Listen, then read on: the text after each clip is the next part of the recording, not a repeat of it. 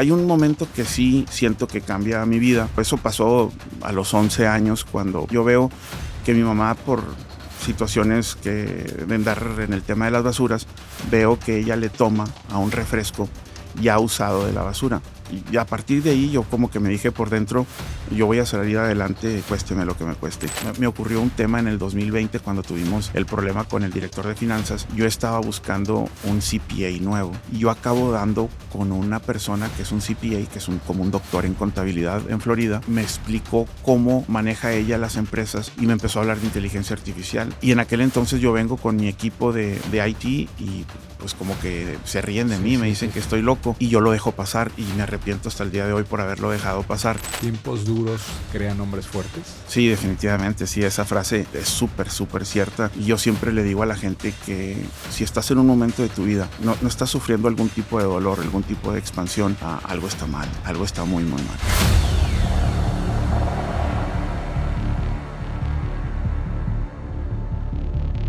Emprendedores, tremenda entrevista que tenemos preparada para ustedes el día de hoy en este podcast Donde está la oportunidad, con un episodio especial con un gran amigo, mentor, no sé qué más decirte, sos socio, una persona que admiro muchísimo y que le había pedido como un año esta entrevista y finalmente se da. Roberto, bienvenido a Donde está la oportunidad, primero que nada.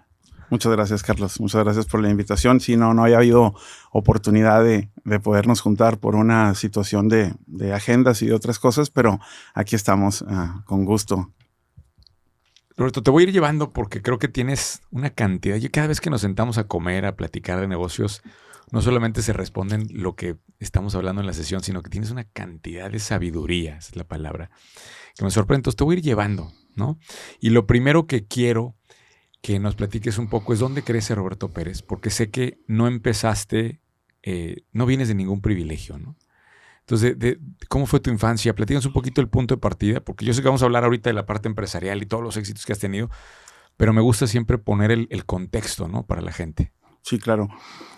Yo soy originario de aquí de Monterrey, pero mis papás a principios de los años 80, como muchas personas en los años 80, finales de los 70, se van para Houston, siguiendo otros familiares que se habían ido para allá, y me toca nacer a mí y a mis hermanos allá. Y casi inmediatamente nos venimos a la ciudad de Monterrey, y yo me crié en una colonia de clase media baja, en Guadalupe, el cual yo pienso que fue el que me puso el sello de lo que serían prácticamente el resto de mi vida en cuestión de la mentalidad de los negocios. Yo le digo la mentalidad regia o la ambición regia, porque me crié en una colonia donde los vecinos doblaban turno en una fábrica, en una empacadora.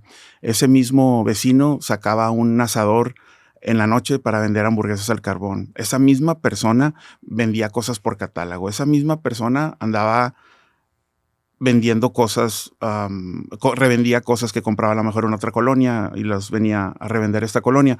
Entonces, todo este tema, todo este mindset de comerciar, de estar de comerciante, de comprar, de vender, yo pienso que me dio un sello que eventualmente cuando nos regresamos a Estados Unidos, me da una ventaja significativa al resto de las personas por el tema de todo este entorno. Regresas a Estados Unidos sin gran cantidad de dinero, ¿no? O sea, no, sí, nos regresamos en las peores circunstancias. Mi mamá era una empresaria que le iba muy bien en Monterrey, y cuando nos vamos para Laredo, Texas, sí nos la pasamos muy mal por dos razones. Una, la ayuda de la familia de mi mamá y de mi papá prácticamente es retirada cuando mi papá se separa, cuando mi mamá se separa de mi papá. Y la otra es que mi mamá, sentada en una iglesia en Laredo, Texas, ella siente que Dios le dice que no pida ayudas del gobierno. Entonces prácticamente nos dedicamos a varias cosas. Una de las principales que hicimos cuando llegamos a Laredo fue vivir de lo que encontrábamos en la basura. Llegábamos a juntar hasta 50 kilos de botes de aluminio a la semana, y todo lo que pudiéramos encontrar en la basura, porque la gente ya tira un chorro de cosas que todavía sirven. De eso nos estuvimos manteniendo varios años. al principio cuando llego a Laredo, entre todas estas cosas que estaba haciendo, hace poquito me encontré en un gimnasio en Laredo, Texas, al a un chavo que trabajaba en el camión de la basura, que yo los fines de semana me iba atrás del camión de basura y él me iba aventando los botes de aluminio a la calle para ir siguiendo el camión y irlos levantando. Para decirte un poquito del tema de lo extremo que estuvo el tema de la necesidad. Y yo siendo el mayor de 4 hermanos, como que yo detectaba un poquito más el cambio, que eso yo pienso que también posteriormente me ayudó a la intensidad de querer salir adelante. Avanza, me imagino que mejoran un poco las condiciones, estudias, ¿no? Te vas desempeñando. Y no sé si dentro de, ya en la preparatoria, en la carrera, te acuerdas de algún profesor, algún momento donde te haya abierto un panorama, una perspectiva diferente. ¿O en dónde fue en ese proceso? Antes de entrar a la vida laboral, eh, ¿dónde hubo un punto de cambio que te dijo, aquí se empezó a construir el nuevo Roberto, ¿no? Sí, yo pienso que en mi caso, no hubo así como un momento que cambió mi vida como tal. Siento que fue un proceso. Ah, en el caso mío, que yo no tuve la figura paterna, uno acaba por agarrar la figura paterna de varios lugares, de un maestro, de un tío, y cuando uno no tiene algo, lo valora mucho. Entonces, todos los consejos que me daba un maestro, un amigo, un tío, absorbes lo mejor y lo pones en práctica inmediatamente. Hay un momento que sí siento que cambia mi vida, pero eso pasó a los 11 años cuando por primera vez, o sea, no por primera vez, pero yo veo que mi mamá, por situaciones que de andar en el tema de las basuras, veo que ella le toma a un refresco ya usado de la basura. Y a partir de ahí yo como que me dije por dentro, yo voy a salir adelante, cuésteme lo que me cueste. Antes de entrar a la parte laboral, yo Digo, pienso, tenías 11 años ahí. sí, tenía 11 años. No me acuerdo si lloré en ese momento, pero he llorado bastantes veces después cuando me acuerdo, cuando me acuerdo de ese momento, sí. No se extingue, ¿no? Esa sensación, No, por más logros que has tenido no, ahorita. no sé qué tanto se pudo haber desvanecido de un 100%, pues muy poco. Y aunque no lo traigo presente, nadie aguantaría traer ese tipo de cosas presente. Sí lo tenemos en el subconsciente y eso nos trae una constante motivación y nos genera hábitos de fortaleza y de ambición también, que posteriormente dan unos resultados muy, muy buenos. Tiempos duros crean hombres fuertes. Sí, definitivamente, sí, esa frase que a lo mejor pudiera ser un poquito trillada, es súper, súper cierta. Y yo siempre le digo a la gente que si estás en un momento de tu vida donde no estás sufriendo algún tipo de dolor, algún tipo de expansión, algo está mal, algo está muy, muy mal. El problema es, tú ya no estás en ninguna de esas circunstancias. Ahora, para tus hijos, ¿creas esos puntos de dolor? ¿Creas esos momentos de dolor para seguir haciéndolos fuertes? ¿O simplemente tiene que vivir la vida el ciclo de que ahora tienen que ser ellos suaves y el mundo tiene que dar esa vuelta? Sí, digo, lo hemos hablado nosotros en otros momentos, ¿verdad? Y esa es una de mis fobias. Yo tengo 2 fobias en la vida. Una, no ser buen administrador de lo que Dios me ha dado. Y la 2, el poder afectar a mis hijos en el tema, pues en todo el tema que ellos, en el que nacieron. Ellos no pidieron nacer, y volar en avión privado. Ellos no pidieron andar dando la vuelta conmigo en un Lamborghini de $1,000,000. Entonces, ese tema, sí es complicado. Yo traigo ahí unos planes, que tienen que ver con disciplina y orden, donde me gustaría que ellos pasaran por una escuela militar en algún momento de su primaria, pero esa es una de mis fobias. El tema, yo sí voy a causarles la incomodidad y el dolor. ¿De qué manera? No sé, exactamente. Tengo ahí varias cosas que he pensado, pero definitivamente es una de mis fobias de la vida el poder hacer inútiles a mis hijos. Vamos a regresar tantito a la parte cronológica de la historia. Te gradúas y empieza tu carrera, tu vida profesional. ¿Cómo empieza? ¿A qué te dedicas al inicio, ya que terminaste la carrera? ¿O cómo arranca la vida profesional de Roberto Pérez? O desde antes, no sé si. Sí, eh, yo termino la high school a los 16 años. Un año antes, a los 15 años, yo me voy a vivir solo. Siento por ahí que la familia me está deteniendo en unas cosas y lógico, pues tenía 15 años. Entonces yo me independizo y a los 16 años, con un amigo, uno de mis mejores amigos que tenía de la preparatoria, de la high school, su papá tenía un lote de carros. Yo desde niño he sido un apasionado del tema de los coches y me le empiezo a pegar y empiezo yo en la compra y venta de coches a los 16 años.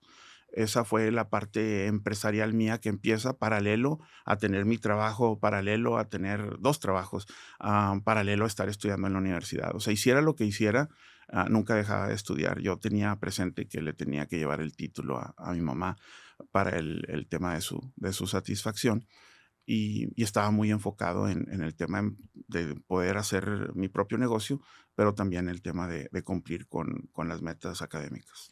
¿El lote de autos te enseña a vender? ¿O Sí. crees que ya sabías vender antes de ese momento?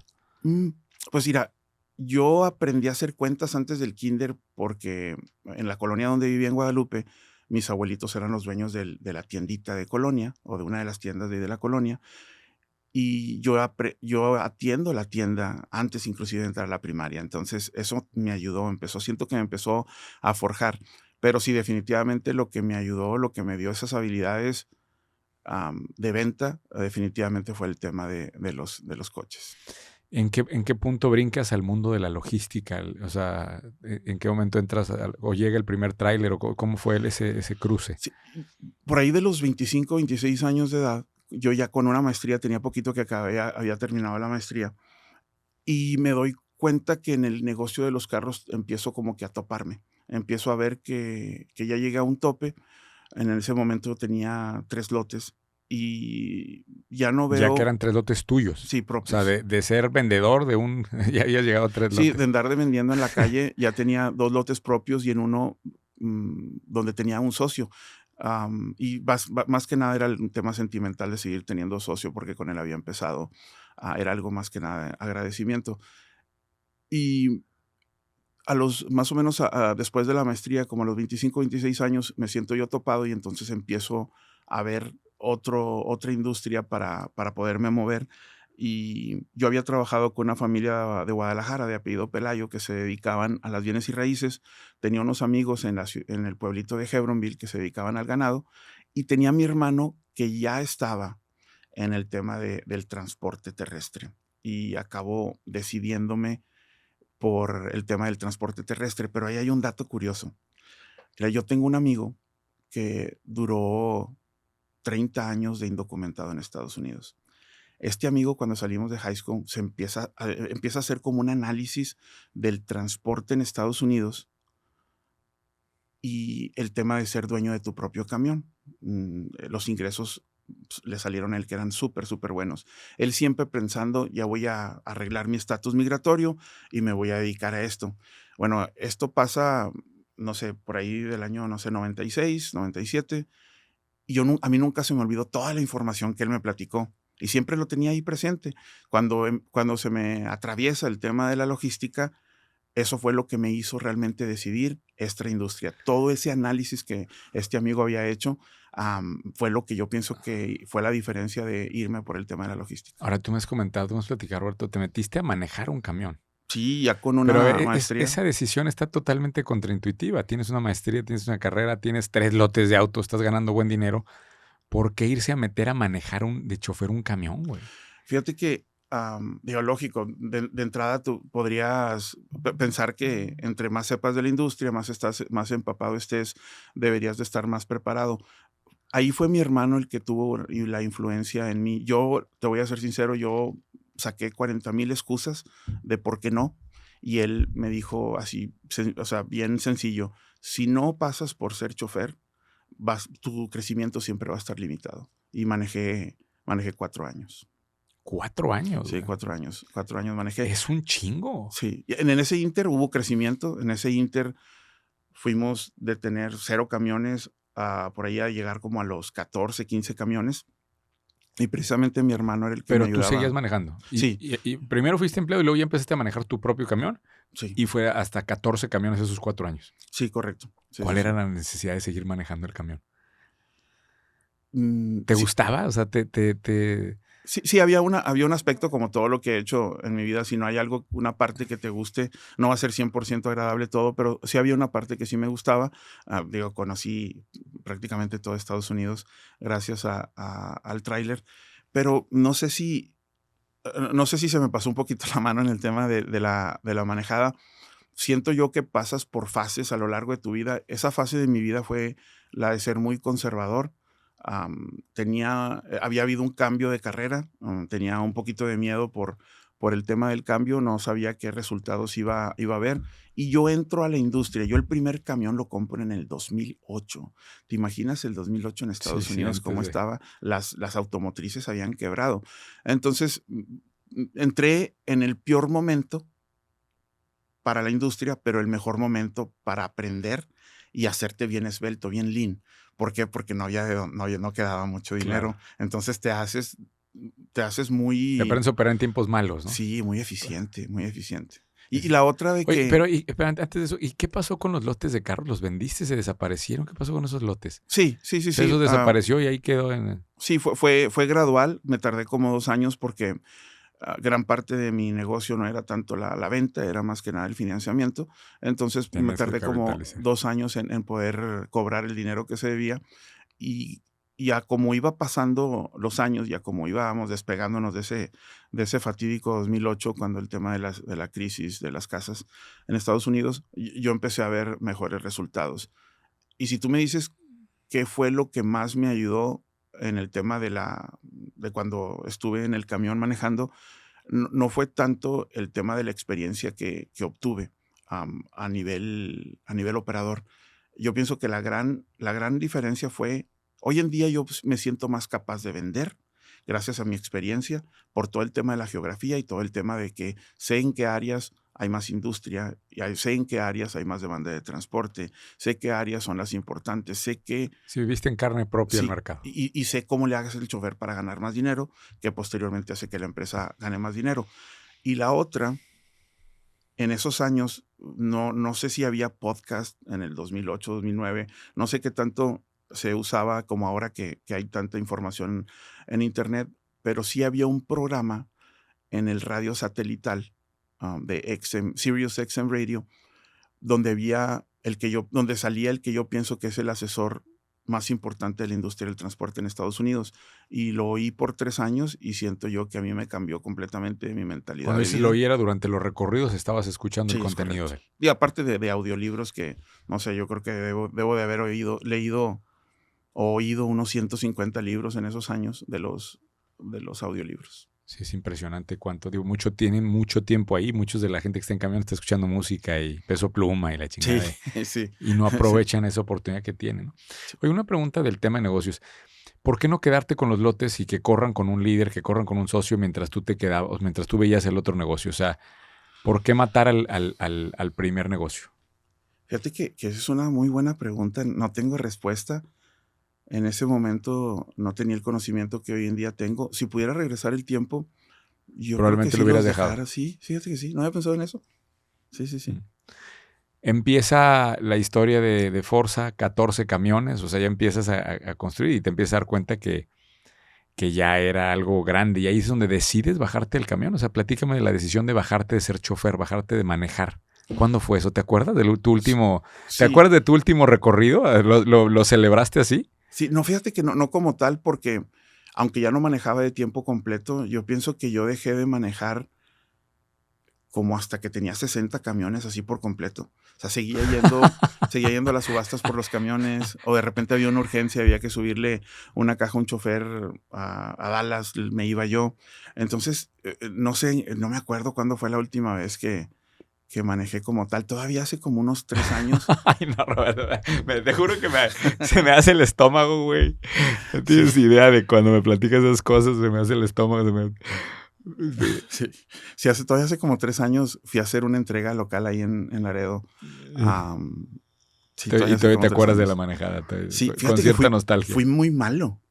Fui muy malo. Yo me acuerdo que en la escuela de manejo, inclusive las mujeres aprendían más rápido que yo todo el tema de los cambios y todo el tema de la manejada. Y a pesar de que duré 4 años, después de 4 años seguía batallando mucho para reversearme. hay algo en mi mente como que no se desarrolló del todo. Muy bien, empieza esta historia de Forza, que ahorita hablaremos de la fase en la que estás ahorita de éxito, que está impresionante. ¿En qué momento sientes? Yo siento que los negocios tienen puntos de inflexión particular que generan crecimientos dramáticos, ¿no? O sea, en mi caso, salir de México con 4S fue uno de esos puntos de inflexión. Hay puntos de inflexión de crecimiento. ¿Cuántos puntos de inflexión crees que ha habido en el proceso de escalar Forza a donde está el día de hoy? Que por cierto, paréntesis, no sé si puedes hablar, no sé qué tanto podemos hablar de esto, pero ¿cuántos camiones, cuánta infraestructura tiene Forza el día de hoy? Hoy en día, del lado americano, tenemos Acércate un poquito más. 1,050 camiones y del lado mexicano estamos llegando a 250 y cajas tenemos como 6,300 cajas. Dios mío, es un mundo. Sí. Ya ni siquiera de imaginárselos todos juntos. Sí. ¿Cuántos puntos de inflexión pasaron de los 14 camiones yo manejando a los miles de camiones y una empresa transnacional enorme? ¿Cuántos puntos de inflexión hay? Hubo varios. Siento yo que venos llevando. ¿Cuál fue el primero? ¿Te acuerdas del primero? Cuando empezamos a sentir que ya la economía empieza a mejorar en el 2009, casi a finales del 2009, ya empezamos a hacer proyecciones de crecimiento. Antes era nada más sobrevivir. Yo lo que empecé a notar o lo que me di cuenta es que entre menos tengas competencia, empiezas a avanzar mucho más rápido. Entonces, al principio teníamos nada más camiones viejitos y no teníamos cajas. Le trabajábamos a clientes que nos prestaban las cajas. Entonces competíamos con cientos y cientos de transportistas. Una vez que compramos nuestras propias cajas viejitas, empezamos a competir con menos. Cuando empezamos a comprar camiones nuevos y cajas nuevas, empezamos a competir con menos todavía. Cuando empezamos a meter el equipo a México para hacer el verdadero puerta a puerta, había menos competencia y así sucesivamente con el servicio, con la visibilidad que tiene que ver con el transporte. Tuvo que ver ahí una estrategia de capitalización del negocio, ¿no? Me imagino. Sí, pues el tema en Estados Unidos, a diferencia de México, es un poquito más fácil el tema de los financiamientos y prácticamente nos apalancamos casi al 100% de la relación que teníamos con las instituciones financieras. Ese es un gran tema porque y también quiero que aclares ese comentario. Si Forza hubiera nacido en México versus haber nacido en Estados Unidos, ¿el recorrido hubiera sido más largo? ¿Qué piensas de eso? ¿Hubiera sido un recorrido más doloroso? Sí, definitivamente sí. Es difícil hablar de algo que uno no vive, pero en teoría sí.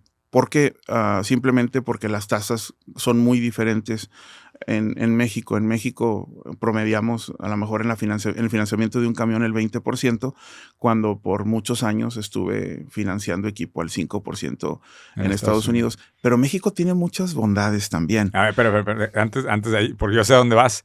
Operas acá ahora en México, pero tú tienes una cosa que sí quería dejar muy claro para la gente.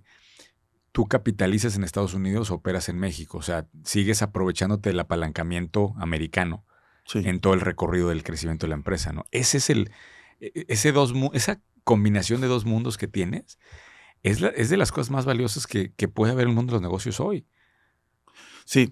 El tema, sí, nosotros tratamos de endeudarnos del lado americano y tratar de pagar lo más que se pueda al contado del lado mexicano.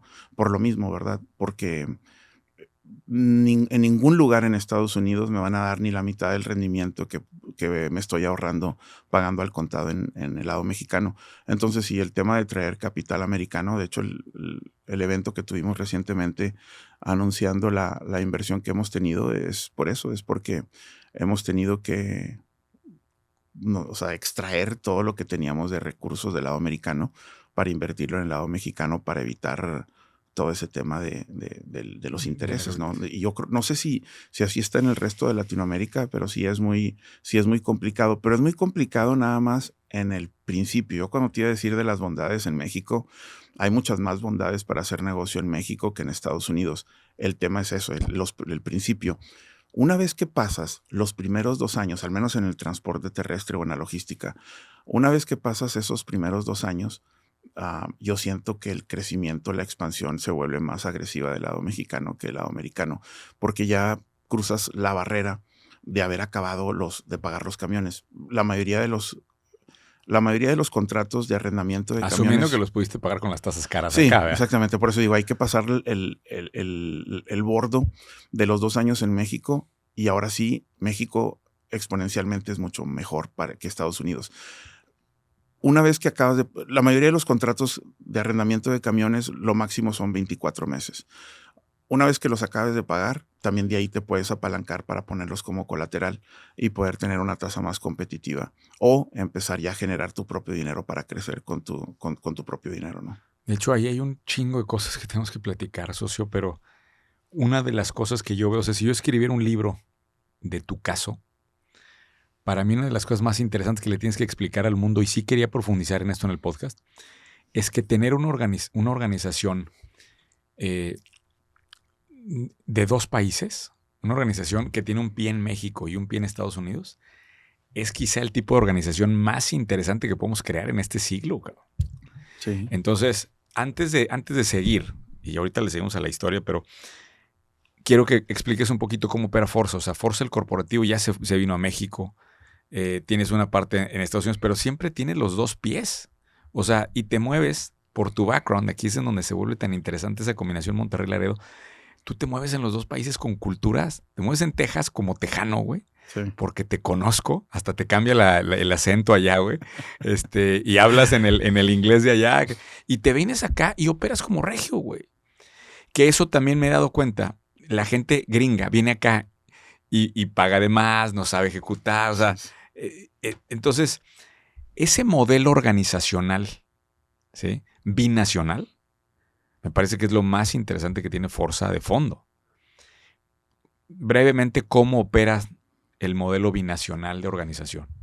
Sí, digo, es bien importante lo que dices. Yo pienso que ahí está la gran diferencia mía y de mucha gente, no nomás mía, el tema de poder conocer bien las 2 culturas. O sea, yo veo la película Forrest Gump, la entiendo al 100%, y yo veo alguna película de estas como La Dictadura Perfecta, y la entiendo perfectamente también. Entonces, eso me da una ventaja muy significativa, porque si viene gente de Estados Unidos, que muchos ni siquiera se atreven a venir a México, y sí acaban por contratar una serie de consultorías para que les ayuden a abrirse paso, y en el caso mío, no. ¿Y sabes qué pienso yo que es el beneficio más grande? Que cosas americanas que he aprendido las vengo a tropicalizar en México y nos han dado muy buenos resultados, y viceversa. Cosas que ya sabía o que he ido aprendiendo en México, ahora las aplico en el lado americano y nos ha dado una ventaja también bien importante. Pero sí, sí, o sea, en Monterrey me muevo, pues sí, como un regio más. Y del lado de Texas también, como si fuera una persona nativa, pues que lo soy. O sea, es que este corredor de Monterrey-Laredo, desde que nací prácticamente hasta ahorita, lo he vivido por diferentes razones. Sí, pero si tú ves vamos a poner el mindset de un empresario mexicano que llega a Estados Unidos, opera desde una perspectiva muy latinoamericana de escasez. Sí. Y tú ves un americano, el americano allá todo es en esteroides, todo es grande, todo es así, pero viene acá y opera con miedo por la inseguridad, opera con miedo por las autoridades, por el marco regulatorio. A ti te vale madre, o sea, tú te sabes mover en las complejidades que representa Latinoamérica y sabes utilizar la ambición de Estados Unidos para ponerle un cohete al negocio, ¿no? Sí. Ahora, operativamente, ¿cómo está la estructura? ¿Cómo Estados Unidos manda sobre México a nivel corporativo ya ahorita en México? No sé si puedes hablar un poquito de cómo se comunica, porque hay gente en los 2 países, ¿no?, al mismo tiempo. Y entiendo tu entendimiento personal de las 2 culturas, pero llega un punto en donde ya no eres tú, son los 2 equipos hablándose entre ellos. Increíblemente, como parezca, cruzas la frontera y ya no se habla igual, güey. Sí. ¿Cómo se comunican esas 2 partes? Ahorita seguimos en el proceso, porque lo más complicado es el tema fiscal. El tema fiscal, el tax code americano prácticamente no ha cambiado en 200 años, y el tax code mexicano cambia todos los días. Esa es la parte, yo creo que más complicada, donde la gente administrativa ha chocado un poquito, o hay una desconfianza porque a veces la gente americana no entiende por qué se manejan las cosas como se manejan del lado mexicano. Y seguimos en esa transición. Y te trajiste tu corporativo a México. Sí. Toda la operación. ¿Cuál fue o sea, digamos que atrás de esa decisión, qué fue lo que te motivó? La principal, ya no podíamos seguir creciendo del lado americano porque no había gente para trabajar. Tú que has viajado por todo Estados Unidos y has oído a los empresarios, el problema más importante en Estados Unidos es que no hay gente Se para cansan trabajar. de que les digo eso, pero no me creen. Está increíble. Sí, o sea, en Estados Unidos contratan gente, lo que se puede hacer remoto, contratan gente de todas partes del mundo, Argentina o la India. Y nosotros, a pesar de ser frontera, nos pasó lo mismo. Ya no podíamos seguir creciendo. De hecho, yo dejé de crecer en 2 años, donde me empiezo más a mover al tema de las bienes y raíces, porque yo veía prácticamente imposible seguir creciendo, al menos al ritmo que yo quería, por la falta de recurso humano. ¿Hay algún otro secreto en el operar en los dos países? Antes de que cambiemos a... El tema de conocer las dos culturas, el tema de la doble ciudadanía, el tema de ser bilingüe, tener la parte académica de la universidad, tener la parte de la experiencia de haber sido operador, todos esos factores acaban por ayudando. Yo pienso que lo que acabo de decir, lo más importante es que acabamos de hacer una mezcla de lo mejorcito de Estados Unidos y lo mejorcito de México, y acabamos de hacer un modelo que no existe. Realmente no he visto a alguien aplicarlo como tal. Yo opero sin realmente estar consciente de en qué país estoy operando. Como que ya traigo una línea de influencia más americana, donde, como dices tú, nosotros estamos viendo métricos, números, y estamos creciendo basado en esos números a un ritmo bastante acelerado. Íbamos en los puntos de inflexión. En los hitos de construir una empresa de camiones llegas a un punto, me imagino, en donde empiezas a tener que entregar ya a un equipo directivo. Ya no es Roberto tomando todas las decisiones, ¿no? Usualmente sucede alrededor de 50 personas, alrededor de cierto volumen de facturación, en donde ya son tantas cosas sucediendo al mismo tiempo en la organización que ya no puedes vigilar. ¿Cómo pasas esa transición en donde... Porque también sé que tuviste un episodio duro ahí, no sé si se puede platicar todo esto, pero sí. El siguiente hito, donde ya era vamos a decir, una empresa institucional, ya había más gente, ya había corporativo, ya había directores. ¿Cómo vives ese periodo de crecimiento? Esa fue la parte más difícil. Yo no quería soltar, yo no quería delegar. Exactamente, no sé por qué. Definitivamente de una parte pudiera ser desconfianza, de la parte del ego, a la parte de no querer que la gente sepa cómo estoy operando, pero era la única forma de seguir creciendo. De hecho, cuando yo empiezo realmente a crecer delegando, fue hasta que empiezo a oír tu material, tus videos, todo el conocimiento que hoy en día enseñas. Ese fue el parteaguas en cuestión de animarme. Pero para mí ha sido la parte más difícil, el poder delegar por todas estas razones que te digo. ¿Tuviste malas contrataciones en algún momento? Sí. Digo, yo creo que nunca va a parar de eso, ¿no? Es imposible contratar a puras superestrellas o que todas las personas sean buenas personas o sea, buenos seres humanos y buenos elementos. Y sí, seguimos batallando con el tema del recurso humano. El recurso humano va a seguir siendo la parte más importante por muchos años todavía. Una cosa que me ha sorprendido es que personalmente a la fecha, ¿cuántos empleados tiene Forza ahorita? ¿Incluyendo operadores? Sí. Arriba de 2,000. 2,000. Una cosa que me ha sorprendido, socio, es que todavía personalmente te metes a entrevistas de recursos humanos. Y he escuchado, no sé si esto es real o pero puedes aclararlo, historias de que te dedicas, de repente te metes 3 horas a una entrevista con alguien. O pasas horas de repente en una entrevista. ¿Cuál es la racionalidad detrás de eso? O sea, ¿es justamente ese miedo de encontrar las piezas correctas?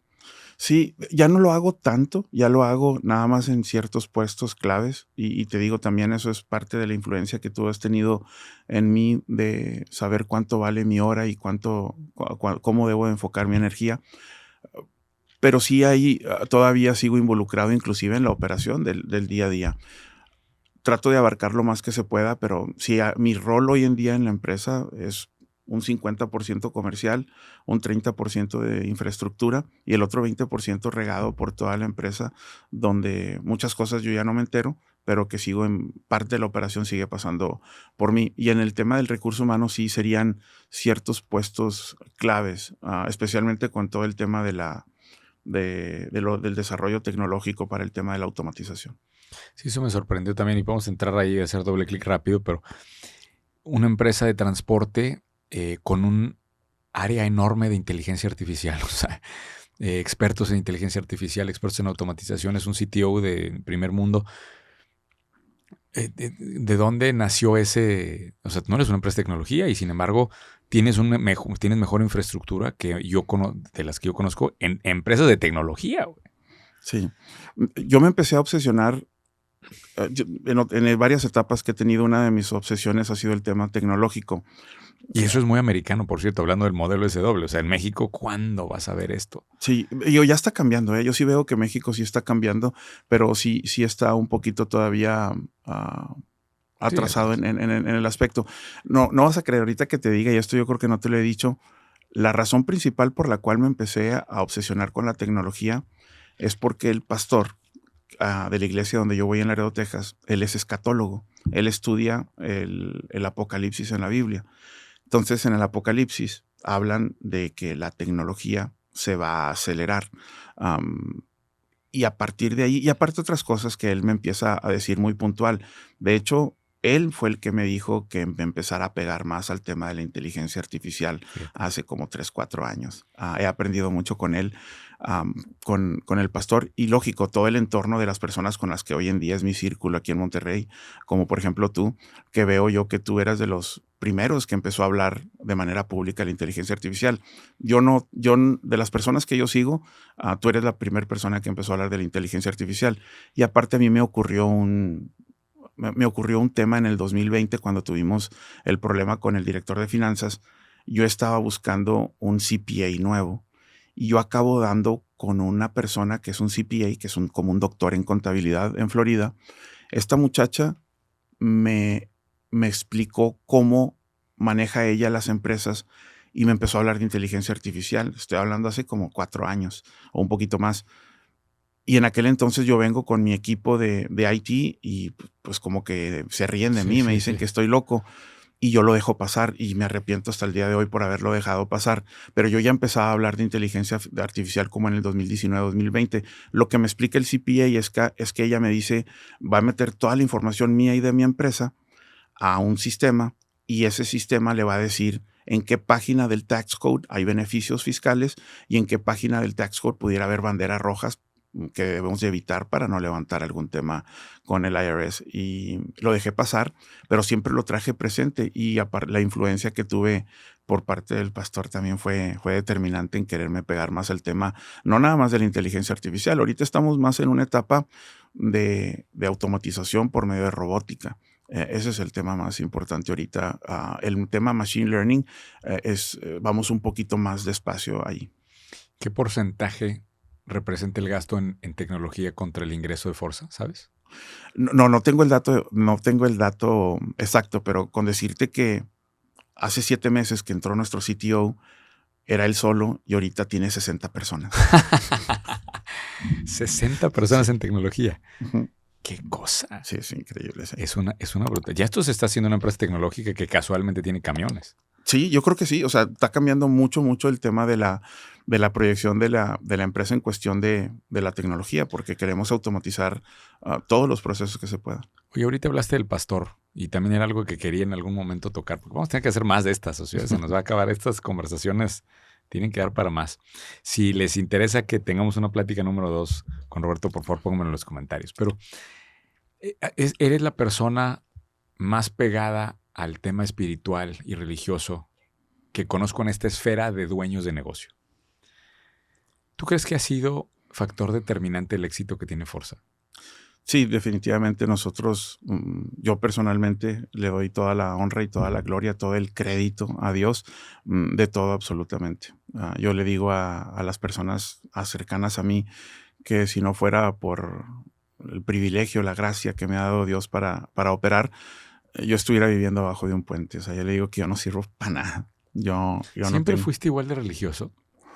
Digo, no es tanto el tema de la religión, es más un tema de fe, un tema de convicción de fe. ¿Siempre la fe en tu vida estuvo a el nivel al que está ahorita? No, no, realmente yo empiezo a ir a la iglesia en el 2017 y empiezo yo a tener una madurez espiritual a partir como por ahí del 2020. Pero en el caso mío, yo soy la cuarta generación de cristianos. A mi bisabuelita, mi abuelito, mi mamá eran cristianos y yo prácticamente no estuve cerca del tema del camino de Dios. Empiezo yo hace unos 4 años a entrar ya un poquito más ¿Qué de lleno. significa madurez espiritual para un dueño de negocio? Mm, son varias cosas, pero hay dos cosas, o hay dos armas, o hay dos, sí, hay dos armas que uno tiene a nivel espiritual, que es platicar con Dios y la Biblia. Esas son las armas más poderosas que tenemos y no las usamos. Entonces, el poder llegar a una maduración es usarlas, el platicar más con Dios y leer más la Biblia, que aparte es una chulada de libro en todos los aspectos. Lo hemos hablado de todo lo que se han pirateado y todo lo que han copiado y que la gente no sabe en cuestión de sabiduría que hoy en día se aplica a la psicología, a los negocios, a una serie de temas que hoy en día y que mucha gente dice que Shakespeare y Cervantes no pasan de moda, que lo lees y pareciera que estás leyendo los problemas sociales que hoy en día hay. Tú lees un versículo de la Biblia y puedes hacer un libro de un versículo de la Biblia y cómo la Biblia hoy en día parece que la Biblia la acaban de hacer hoy, porque está actualizada a los problemas que hoy en día estamos viviendo. Yo siempre le digo a la gente, si no quieres leer ningún libro normal, léete Eclesiastés y Proverbios en la Biblia y con eso vas a tener, con eso prácticamente crearon toda su vida a Rockefeller. Entonces yo pienso que el tema de las armas que tenemos, las personas que tenemos fe en Dios, no las usamos como deberíamos. Nunca quisiste ser pastor, Roberto. Ahí no es de querer, ahí tienes que tener un llamado, no puede uno autonombrarse. Sí, o sea, Dios tiene un ministerio para todos nosotros, para ti y para mí. Puede ser un ministerio de evangelio, puede ser un ministerio de cargarle las maletas a las personas que van por el mundo predicando, o puede ser la música, depende, pero siempre el llamado tiene que ser puntual por medio de Dios. ¿Y sientes el mensaje de Dios en el proceso de toma de decisiones empresarial?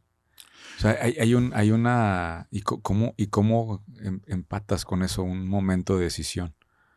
Sí, hay varias, siempre que las situaciones están difíciles, siempre que estamos atravesando por un proceso, por una prueba, pues que nos tiene preocupados, es como que cuando más nos apegamos a Dios porque pues, tenemos miedo.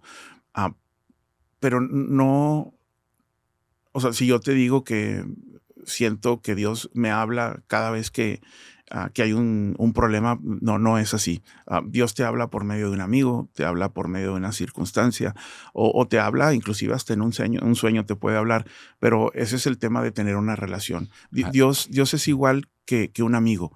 Si yo y tú nos convivimos más, nos frecuentamos más, platicamos más, la relación se va a hacer mejor, ¿verdad? Igual con Dios, entre más platiques con Él, la relación se va haciendo más cercana y vas sintiéndolo más. Fíjate que a veces he sentido eso que dijiste ahorita, así es como me había sentido de repente que escucho a Dios a través de ti. Porque ha habido momentos en donde me has marcado y en un momento, y de repente me dices, dije, ¿cómo sabía este cabrón lo que me estaba pasando? O sea, y me parece interesante todo esto que dices.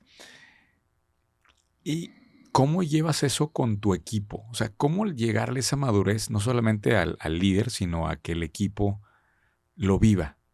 Me refiero a tu equipo de trabajo, tu primera fila de directores, tu gente cercana. En la parte espiritual. Sí, claro. Lo que pasa es que no todas las personas tienen la fe o la creencia que yo tengo. Sí hay unas personas que sí.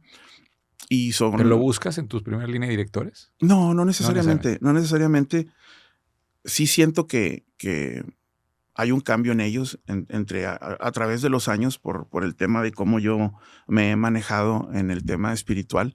Digo, soy una persona que a lo mejor tiene, o que no a lo mejor, soy una persona que tiene más defectos que una persona común, pero sí tengo mis convicciones de valores muy, muy arraigada, muy, muy firme.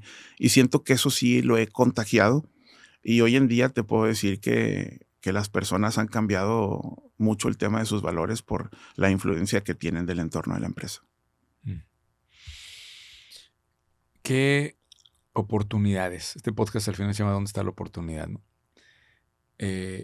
Tú estás en un sector, y bueno, creo que aquí vale la pena hacer un paréntesis, que nos explique exactamente qué es lo que hace Forza, porque hemos hablado que estás en el sector logístico, en transportación terrestre, pero creo que aquí es en donde entra ahora sí, hoy, en la escala en la que está Forza, ¿a qué se dedica Forza? Sí, Forza es una empresa trinacional. Nosotros nos dedicamos a llevar productos entre México, Estados Unidos y Canadá. Ha ido creciendo los servicios que ofrecemos hasta el momento de hoy, que ofrecemos toda la cadena de suministro completa, que es la parte de México, la parte de cruce, la parte americana y las dos agencias aduanales, la mexicana y la americana, y todos los servicios que pudiera pedir el cliente desde consolidación, distribución y demás para poder dar el servicio de punto A a punto B entre los tres países. Principalmente moviendo productos de, vamos a decir, exportación de México hacia Estados Unidos e importación de lo que está pasando a nivel de manufactura con el nearshoring, eso es, ¿no? Sí, correcto. Que el nearshoring realmente todavía ni empieza. El nearshoring apenas empezó dentro de México con la fábrica de más fábricas y maquilas, pero el tema del nearshoring ni siquiera ha empezado todavía. Justo aquí, a eso iba en mi pregunta.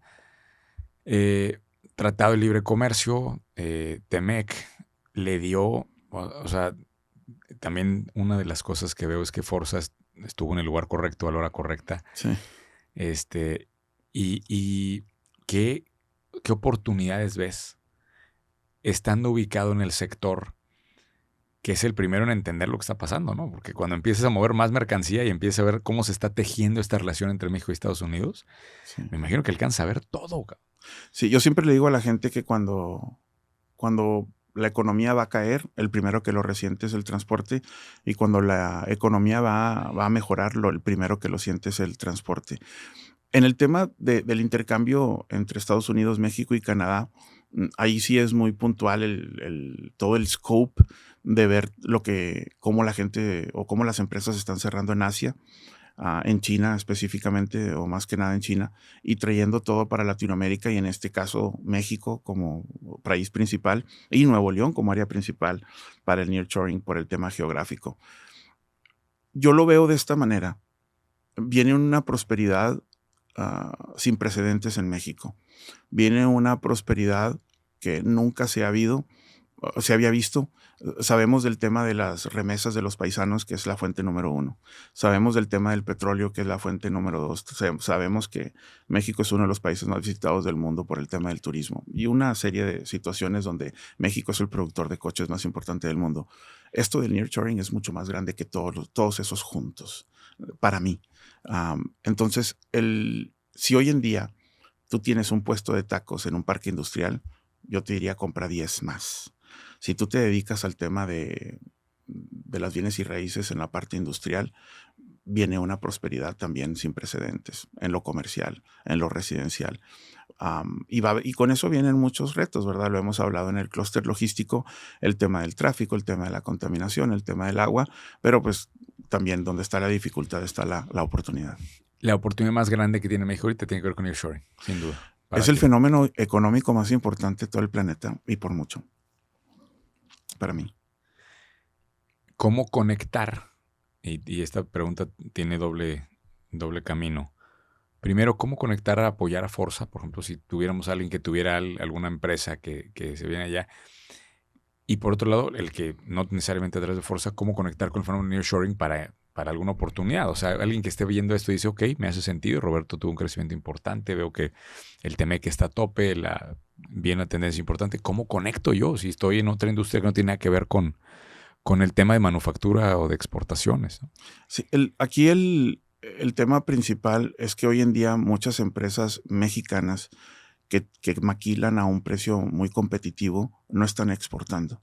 Yo principalmente le diría a todas las empresas que están maquilando por qué no están exportando. Y no nada más a Estados Unidos y a Canadá, a otros países también, pero principalmente el mercado más grande del mundo es el mercado americano, y ver por qué no están exportando. Si México tiene la mano de obra, tiene la juventud, tiene mucha infraestructura, ¿cuál es la razón por la que hoy en día no se ha abierto esa oportunidad? Además quiero ahí hacer una pausa.